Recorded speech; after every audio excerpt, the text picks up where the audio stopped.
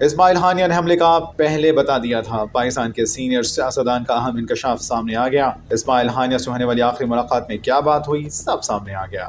نجی T V channel دنیا news سے گفتگو کرتے ہوئے سابق امیر جماعت اسلامی سراج الحق نے تہران میں اسماعیل ہانیہ کی شہادت پر کہا ہے کہ اس واقعے کی جتنی مذمت کی جائے کم ہے۔ اسماعیل ہانیہ سے گزشتہ مہینوں میں ملاقات ہوئی، وہ ذہنی طور پر ایسے حملے کے لیے تیار تھے۔ انہوں نے گزشتہ دنوں بتایا تھا کہ ہم پر ایسا حملہ ہو سکتا ہے۔ سراج الحق نے کہا کہ یہ صرف ایران کا نہیں، پوری امت کا مسئلہ ہے۔ ایرانی سیکیورٹی پر اٹھائے جانے والے سوالات درست ہیں۔ ترکی، پاکستان، انڈونیشیا، سعودی عرب اور دیگر ممالک اس حملے کا جواب دیں۔ اسماعیل ہانیہ فلسطین کی آزادی کی جدوجہد کا ایک نام ہے۔ ایران کی غیرت اور سیکیورٹی کے لیے یہ حملہ بہت بڑا چیلنج ہے۔ یہ براہ راست ایران کی سالمیت پر حملہ ہے۔ پاکستان اور ترکی کو آگے بڑھ کر اسرائیل کے خلاف بھرپور ایکشن کا اعلان کرنا چاہیے۔ سابق امیر جماعت اسلامی نے کہا کہ حملے کا جواب حملے سے ہی ہونا چاہیے۔ اس حملے پر 100 گنا زیادہ بڑھ کر ایکشن لینا چاہیے۔ اب مشترکہ امن فوج بنانے کی ضرورت ہے۔ اسماعیل ہانیہ نے بتایا کہ ایک شہید ہوگا تو دوسرا تیار ہوگا۔ اب یہ مسئلہ ڈائلاگ کا نہیں ہے، اب ایک ہی حل ہے، اسرائیل مسلمانوں کے علاقے سے نکل جائے۔ اسرائیل نے اعلان کیا تھا کہ اسماعیل ہانیہ کو زندہ نہیں چھوڑیں گے۔ اسماعیل ہانیہ ذہنی طور پر تیار تھے، ان کے لیے شہادت انہونی چیز نہیں۔